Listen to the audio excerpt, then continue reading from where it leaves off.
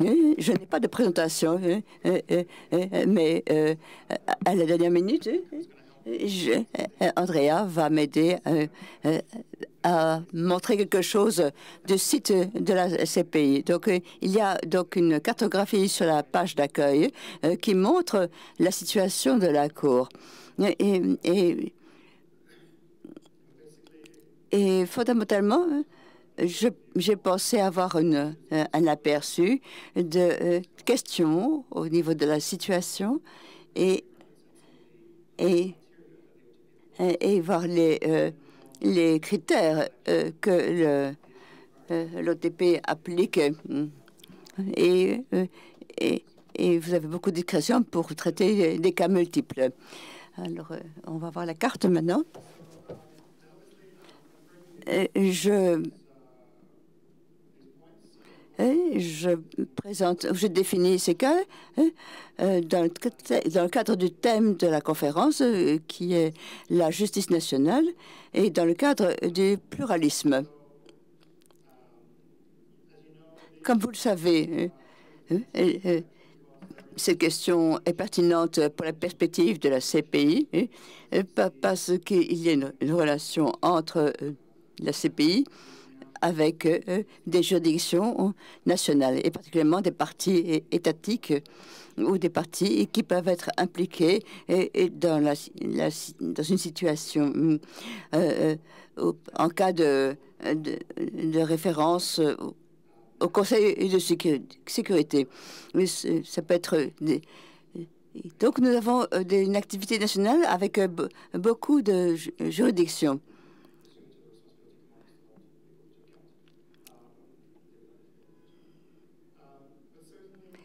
En tout cas, pour la CPI, nous avons développé un ensemble de critères qui est censé diriger notre travail.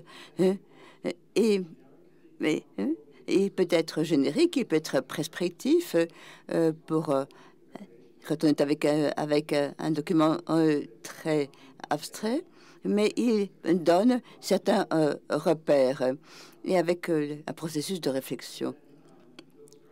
Ces critères auront des points de référence pour les compétences nationales si nous voulons garantir que notre compétence nationale est appliquée en appliquant les priorités.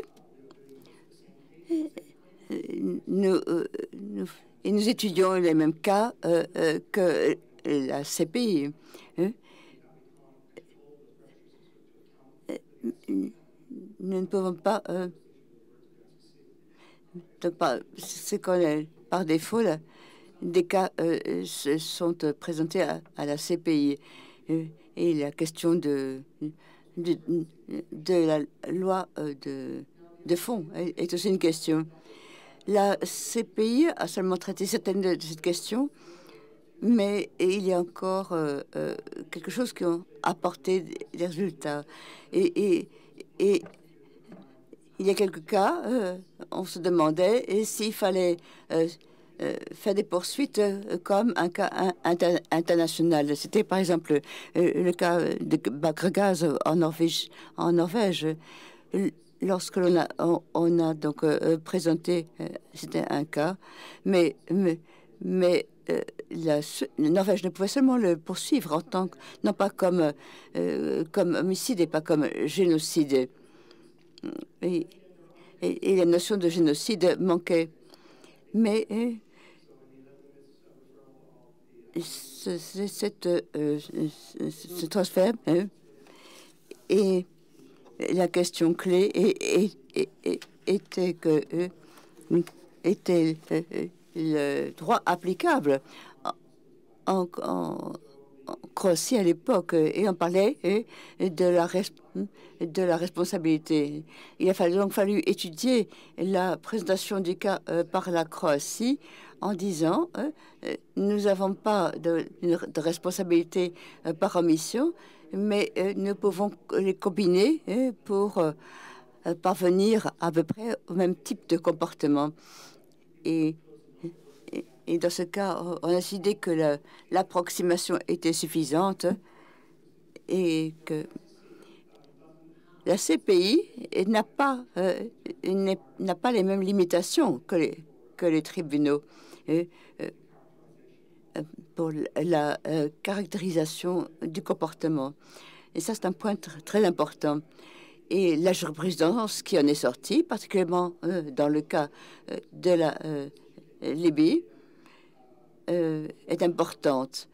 Elle a des défis en cas de juridiction, mais d'abord, il n'était pas un parti de l'État. Il n'avait pas la législation, mais même si elle avait eu pour mettre en œuvre, il voulait que cette accusation soit donc une violation ou une infraction nationale.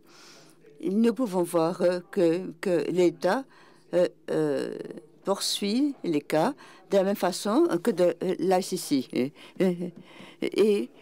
Mais néanmoins, nous avons dit que la Cour devait étudier quel est l'impact de la caractérisation nationale du comportement, parce que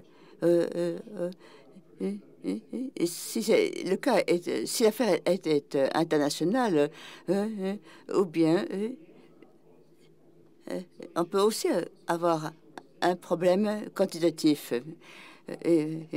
Donc, national ou international, c'était le problème de la caractéristique. Et nous étions heureux de voir que la Libye pouvait définir la conduite qui était criminalisée.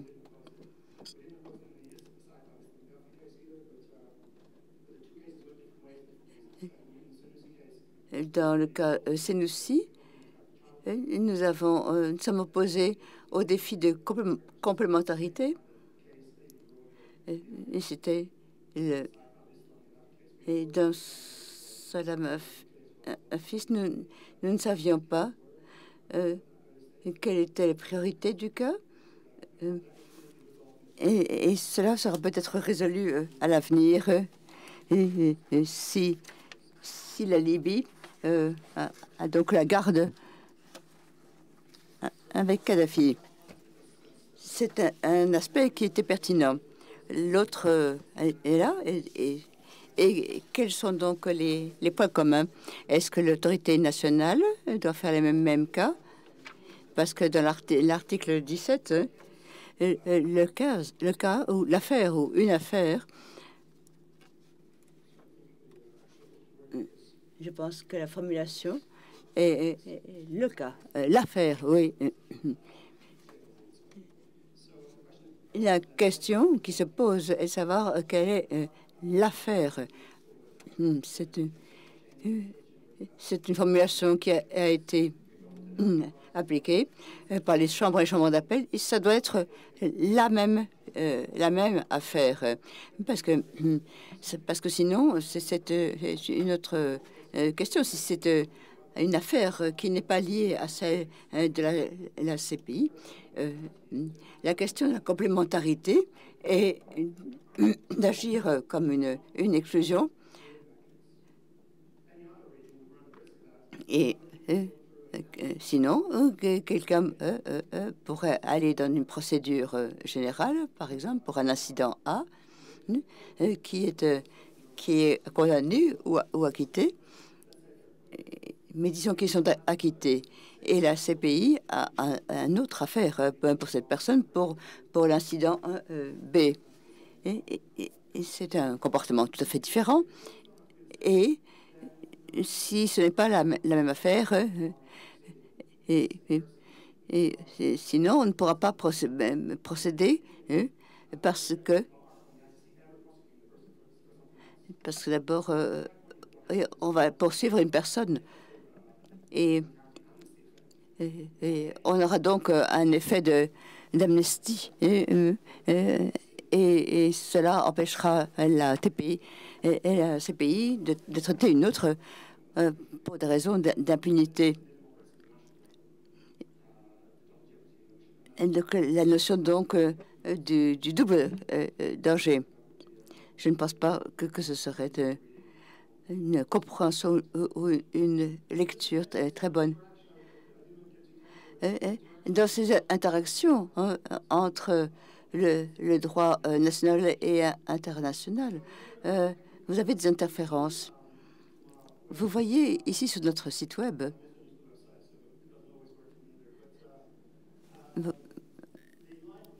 les pays avec bleu sont les pays où donc un examen préliminaire et c'est l'étape pendant laquelle nous commençons donc l'enquête.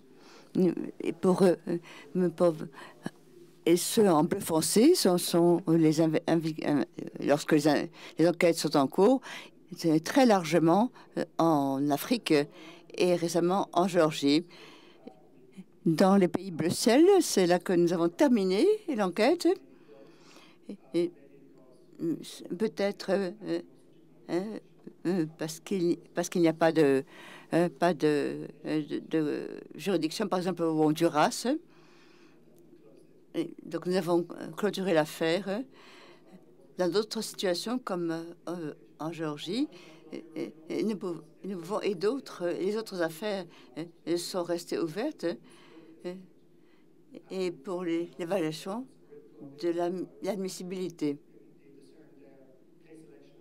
la sélection des cas et les questions des priorités, comment le faire. Nous n'allons pas regarder les cas individuellement, mais nous avons des allégations. 5 minutes parce que je ne peux plus.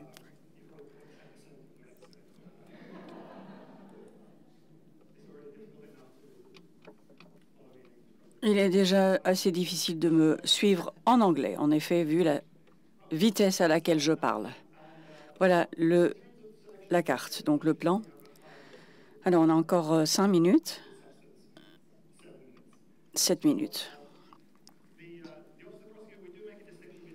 On fait une distinction entre la sélection des affaires à ce stade. On ne parle même pas de sélection. On dit qu'on a un mandat donc pour pouvoir enquêter.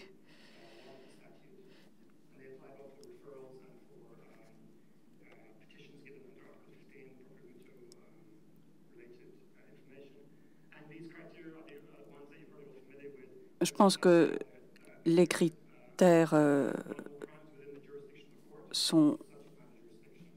vous sont familiers. La juridiction territoriale. Nous avons la recevabilité. Est-ce qu'il y a une absence donc de juridiction au niveau national? And it seems to, have a feedback. Et j'ai une approche avec des informations de retour. Nous interagissons avec eux et ils reviennent vers nous et nous disent ce qu'ils ont fait. Et avec d'autres États, nous avons, s'il y a donc un fossé dans certains niveaux de responsabilité, la CPI va intervenir pour ouvrir une enquête. Donc, évaluation pour eux, pour évaluation de la gravité et ensuite la justice. Pour nous, nous évaluons les critères juridiques et si nous sommes satisfaits, nous engageons pour ouvrir une enquête. Même si l'enquête sera difficile, même si l'environnement est hostile, nous sommes engagés pour ouvrir une enquête. Certains nous disent non, il faut examiner la faisabilité, mais comme je l'ai dit, nous n'avons pas cette approche. Mais il y a d'autres questions que nous considérons lorsque nous sélectionnons les affaires, pardon. Et ce que je vais vous montrer ici, donc nous avons un projet de politique pour la sélection des affaires. Nous sommes dans le processus final pour l'élaborer. Et une des raisons pour lesquelles cela prend du temps est que nous avons beaucoup de suggestions, mais et certains testent leurs documents de politique pour voir. Et ensuite seulement, nous pourrons donc peaufiner certains aspects. Mais vous verrez ces perfectionnements dans le produit final. Nous allons maintenant passer à la page 12 de ce document de politique. Je vais simplement étudier une des pages et ensuite il définit. Oui, en fait, arrêtez-vous ici, c'est très bien. Vous voyez ici la structure et les principes généraux, donc l'impartialité, l'objectivité, etc. Tout ceci s'applique à l'étape de la section de cas. Et on ne peut pas, il faut être objectif, etc. Les critères juridiques sont les mêmes pour la sélection des cas et les étapes de la CETA, mais les points 5 et 6 sont des cas de sélection. Et donc, on allait maintenant... Non, on reste ici. Donc, les critères de sélection des affaires, nous avons 3 grands critères qui recouvrent aussi les réseaux et regardons par exemple les différents nombres de facteurs. Et dans une situation de sélection de cas, on a des centaines, sinon des milliers d'auteurs de crimes potentiels. Nous avons des milliers d'incidents, des dizaines de milliers de victimes, et dans la définition, il faudra toujours sélectionner. Il faudra vraiment que cette sélection soit raisonnable et les considérations devront vraiment devront être applicables.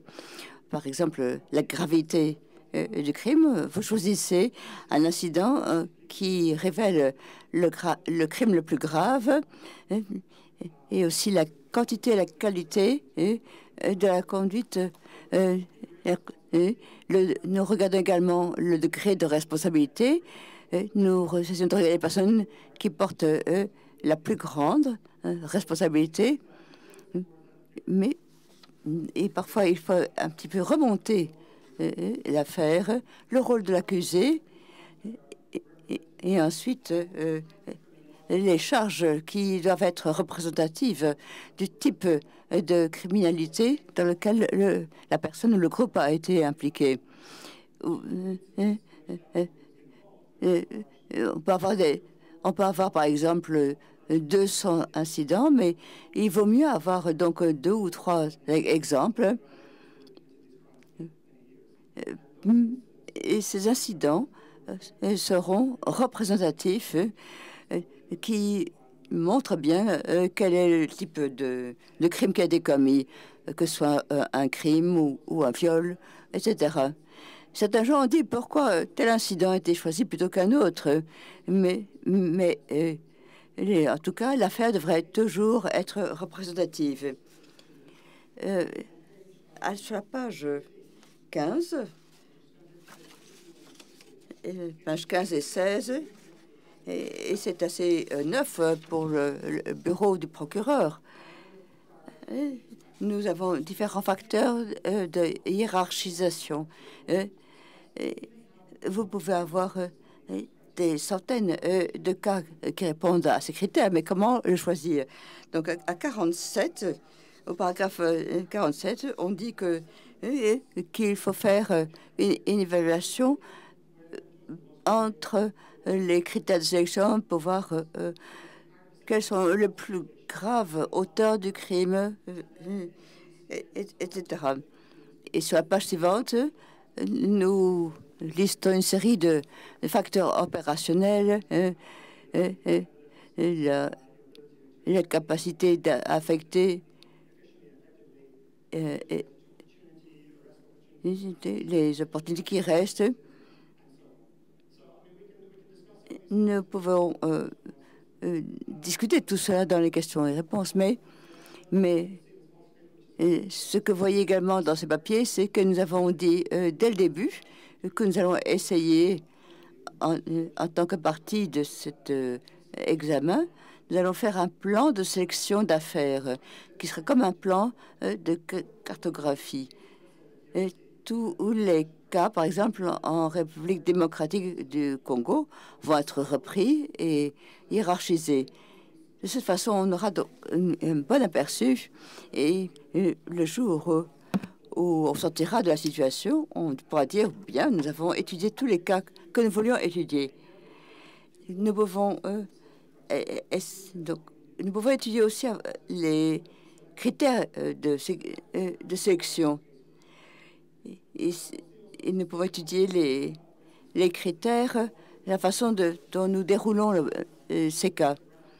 Comment on peut aussi avoir des critères. Et excusez-moi d'avoir dépassé mon temps de parole.